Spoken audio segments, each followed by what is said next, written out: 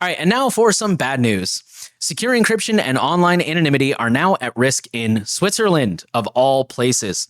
So, Switzerland is considering amending its surveillance law to expand into new types of monitoring and data collection. The changes, which experts argue will put people's anonymity and secure encryption at risk, would widen the net of impacted service providers to virtual private networks, VPNs, messaging apps, and social networks, having previously only impacted mobile networks and internet service providers. Consultations are now public and open until May 6, 2025, so if you want to leave comments, please do, especially if you are a Swiss citizen. Speaking to TechRadar, NIM VPN has explained how it's planning to fight against it alongside encrypted messaging app Threema and Proton.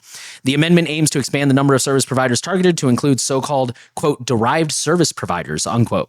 This categorization would aim to include any online service with a turnover of $100 million or more than 5,000 active users, which is kind of a low number if you think about it. This is really unfortunate, and I'm not gonna lie, this thought has occurred to me when particularly people like Proton will post and actually, not to call them out and be a dick, but I've seen Mulvad do this. Like Mulvad has a whole page on their website where they're like, oh, here's all of Sweden's surveillance laws, but they only apply to ISPs and telecoms. And it's like, okay, but how long until they update this thing and they reclassify it and now it includes you? This is a constant thing that we talk about on this podcast. There's a back and forth where, like, on the one hand, we do acknowledge laws matter, laws are helpful, can be helpful, or in this case, can be hurtful.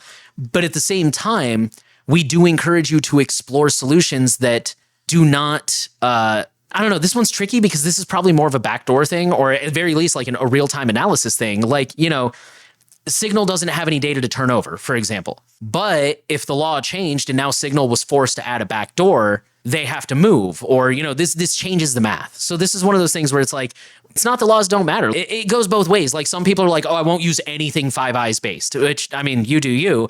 But then there's other people that are like, oh, laws are stupid. Ironically, the same people usually. They're like, oh, laws are stupid. Laws don't do anything to help you. GDPR is dumb.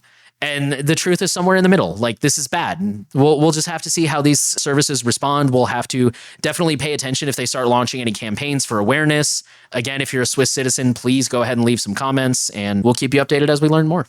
I think what's really interesting about it is that it's restricted to only large businesses. So if you have less than 5,000 active users or less than $100 million, you don't have to respond to this or deal with it. And I think that's really bizarre to me. Yeah, that is true. I didn't even think about that.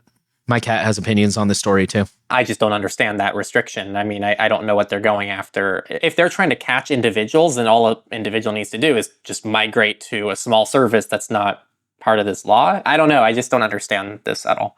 Yeah, it's really weird.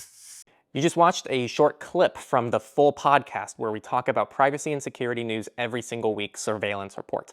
I'll leave everything here on the end screen so that you can go ahead and get yourself educated and keep not just yourself, but the people around you safe by educating yourself on the newest threats.